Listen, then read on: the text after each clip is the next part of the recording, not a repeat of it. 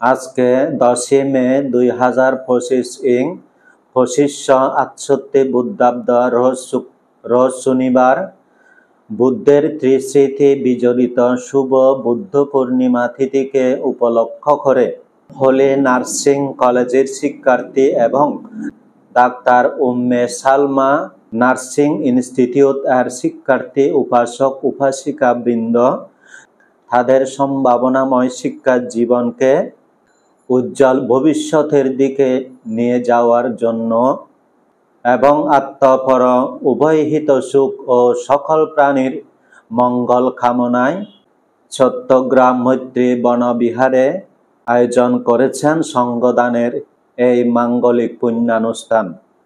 আমি আশীর্বাদ স্বরূপ শ্রদ্ধাবান উপাসক উপাসিকা শিক্ষার্থীদের উদ্দেশ্যে দু একটি কথা অবতারণা করে উপস্থাপন করছি। আমি তোমাদেরকে দুই ধরনের শিক্ষার কথা বলবো। এক হচ্ছে বাহ্যিক শিক্ষা বা একাডেমিক শিক্ষা এবং দুই হচ্ছে আত্মোৎকর্ষ সাধনের শিক্ষা বা ধর্মীয় শিক্ষা। বাহ্যিক শিক্ষা হলো একজন মানুষ জীবন জীবিকার তাগিদে যেই শিক্ষা বা বিদ্যা জীবনে অর্জন করেন সেই শিক্ষাই হলো বাহ্যিক শিক্ষা। সেটা হতে পারে ডাক্তার, ইঞ্জিনিয়ার, উকিল, ব্যারিস্টার, মাস্টার ইত্যাদি। যদি এক কথায় বলি, ইহজীবনে সচ্ছলতা ও সুপ্রতিষ্ঠিত হওয়ার জন্য বিবিধ শিল্পবিদ্যা শিক্ষা অর্জন করা। আর ধর্মীয় শিক্ষা হলো ত্যাগশীলতা ও সাধন ভজনের দ্বারা লোভ দেশ মোহে জর্জরিত নিজের অন্তরাত্মাকে জ্ঞান আলোয় উদ্ভাসিত করে আলোকিত করার শিক্ষা। আজকে তোমরা মৈত্রী বনবিহারে এসে লোভ ত্যাগের জন্য দান কার্য সম্পাদন করেছ, দেশ বা হিংসা পরিহার করে মনের মলিনতা দূর করার জন্য পঞ্চশীল গ্রহণ করেছ এবং মোহ আবরণের দ্বারা আবরিত মনচিত্তকে স্বচ্ছ সলিলের মতো কিছুক্ষণের জন্য হলেও ভাবনা চর্চা করেছ।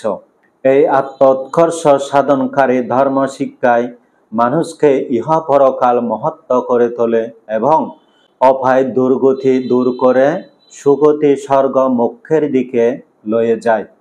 সেই কারণে শ্রদ্ধাবান উপাসক উপাসিকা বৃন্দ, তোমরা লেখাপড়া বিদ্যা শিক্ষার পাশাপাশি ধর্ম শিক্ষাকেও শ্রদ্ধার সহিত অন্তরে ধারণ করে প্রতিদিন সকাল সন্ধ্যা বুদ্ধ বন্দনা সেরে সর্বদা সর্বজীবের প্রতি মৈত্রীচিত্ত পোষণ করে যতটা সম্ভব পুণ্যের ফলে লাভ করা এই দুর্লভ মানব জীবনকে ধন্য করার জন্য সর্বদা সচেতন থাকবে। আজকে তোমাদের দ্বারা সম্পাদিত কুশল পুণ্যের প্রভাবে তোমাদের জীবন সর্বদা সুখময়, উন্নতি, শ্রীবৃদ্ধি ও নিরাপদ নির্বিঘ্ন হোক। জগতের সকল প্রাণী সুখী হোক, সকল প্রকার দুঃখ হইতে মুক্তি লাভ করুক। সাধু সাধু সাধু। কর্মের স্রোত গতিতে মোরা পতিত, ধর্ম কর্মাধীনে সদা চালিত। কর্মের গতিবেগে জন্ম মৃত্যু, সুকর্মে সুগতি, দুষ্কর্মে দুঃখ নিহত। যেখানে জন্ম হোক না মোদের, কর্ম যেন ভালো হয়। কর্মের দ্বারা মানুষ মূর্খ পণ্ডিত, জন্ম গ্রহণের দ্বারা নয়। ইহা পরলোকে দ্যুতিময় জীবন যদি কেউ পেতে চায়, আত্মপর কল্যাণ সাধনে রাখো নিজেকে সততায়। পুণ্যকর্ম করে এ জীবন ধন্য করে যাও, পরলোকে জন্মান্তরে সুখের জীবন পাও। সুকর্মে সদা সুখ আনে জীবের জীবনে, দুঃখময় জীবন হয় দুষ্কর্মের কারণে। প্রকৃত সুখ চাও যদি তুমি ইহপর জীবনে, তবে পাপ কর্ম করো না প্রকাশ্যে বা গোপনে।